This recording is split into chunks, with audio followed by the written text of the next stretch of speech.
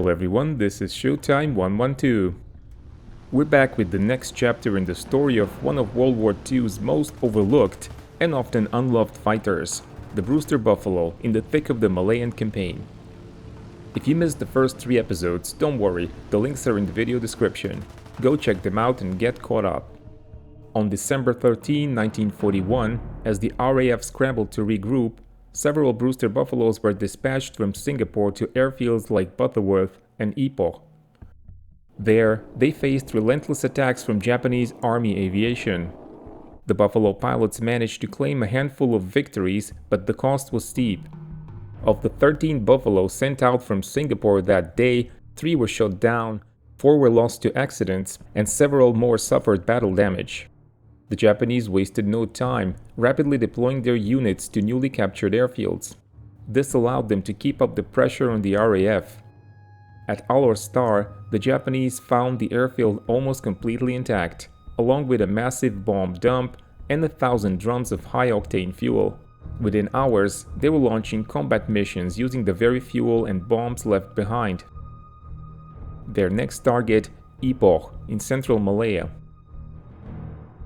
At Ipoh, 2 RAAF squadrons, number 453 and number 21, were technically present, but on December 13th, they could barely keep 2 Buffaloes between them ready for action, while more were being prepped for offensive operations.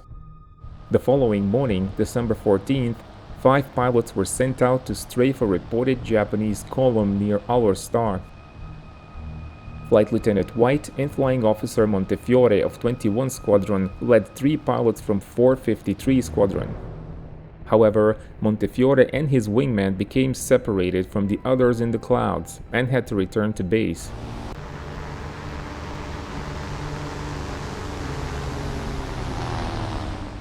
Flight Lieutenant White, along with Sergeant Seago and Board, pressed on. They found the Japanese column and attacked, but soon encountered 3 Ki-51 Sonya light bombers from the 27th Sentai en route to raid Ipoh airfield.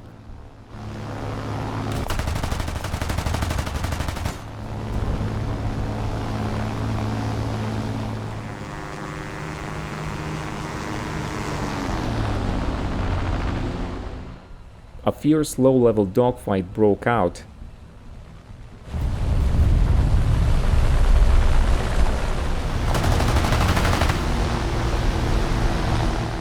Flight Lieutenant Max White was the first casualty. His Buffalo was shot down and he was killed, likely hit by a rear gunner from the Ki-51 he was attacking.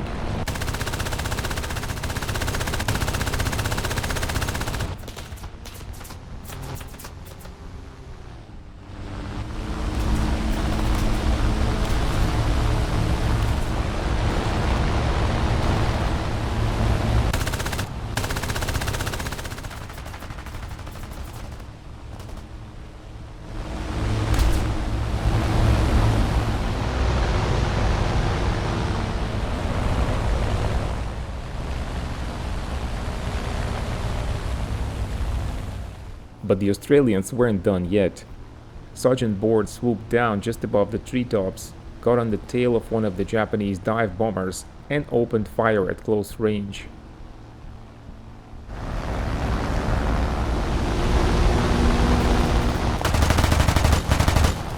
He reported seeing the enemy plane erupt into a massive fireball and crash into the jungle.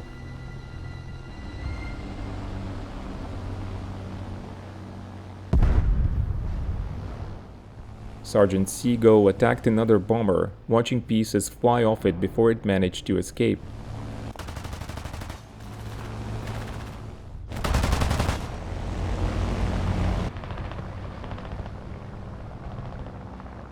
He then strafed the Japanese column.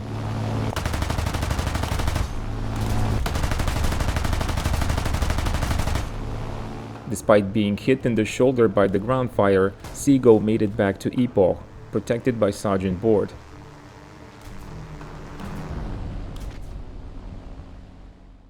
The loss of 1 Buffalo was quickly offset by the arrival of 3 more from Butterworth, made airworthy thanks to the tireless efforts of the ground crews. The maintenance teams at Ipoh were working around the clock, with all repairs for both squadrons handled by No. 21 Squadron. But manpower shortages meant persistent problems, like the Buffalo's notoriously unreliable machine guns couldn't be fully addressed. Early on December 15th, more reinforcements were sent from Singapore, 7 Buffaloes led by squadron leader Olshorn. Bad weather scattered the formation, forcing 5 pilots to turn back. One crash-landed in a paddy field, but thankfully escaping serious injury. Olshorn and Flight Lieutenant Kinnimond pushed on, eventually spotting a small emergency field at Port Swettenham through a break in the clouds.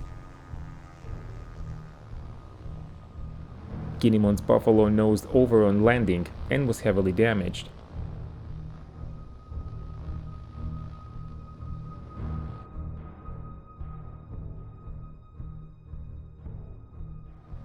The Buffalo's machine gun issues surfaced again later that morning, when 3 Buffaloes, flown by Flight Lieutenant Vanderfield and Sergeants Greg Board and Matt O'Mara, intercepted 19 Ki-48 bombers.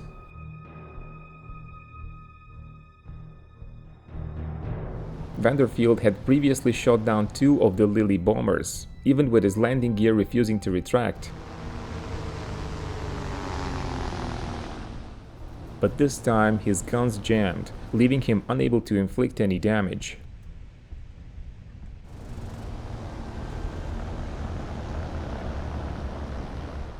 Board and O'Mara also faced firepower problems, but still managed to share a bomber kill.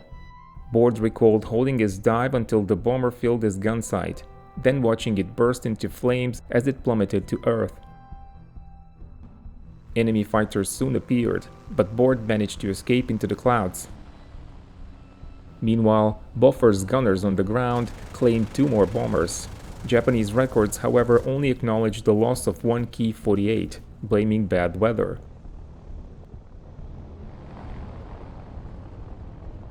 Their gunners claimed to have shot down 2 Buffaloes, but in reality, all 3 pilots made it back safely. The Japanese were also struggling with the weather. After attacking Butterworth Airfield, 2 Ki-43s and 3 Ki-51s crash-landed. On December 15th, the Japanese Army Aviation reported their losses since the start of the Malayan Campaign. The report included losses to accidents and weather: 15 Ki-21 Sallies, 11 Ki-27 Nates, 10 Ki-43 Oscars, 5 Ki-48 Lilies, and 12 assorted reconnaissance and Army cooperation aircraft. By December 17th, Japanese attacks on Ipoh were ramping up. That morning, a standing patrol of 3 Buffaloes was airborne when 3 Ki-43s from the 59th Sentai began strafing the airfield.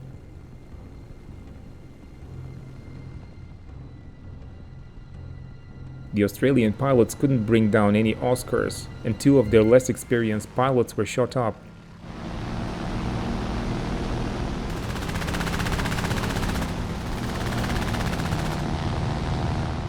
Each claimed to have damaged an enemy, but the Japanese overclaimed heavily, reporting they had fought 6 Buffaloes, shot down 2, and strafed 7 bombers.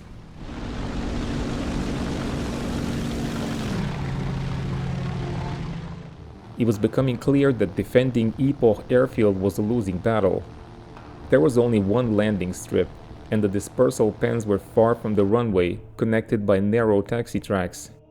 There was also no effective early warning system. Observers were posted, but had to rely on unreliable old phone lines, making their warnings only moderately effective. On the evening of December 18th, Japanese troops overran the observers' positions, and the order was given to evacuate the remaining Buffaloes to Kuala Lumpur. By the evening of the 19th, Ipoh was abandoned, this time with the airstrip properly demolished. On December 22nd, the Buffalo pilots would face their largest dogfight yet against Japanese fighters, but that's a story for the next episode. Let us know in the comments what you think about this series, and as always, keep watching Showtime 112.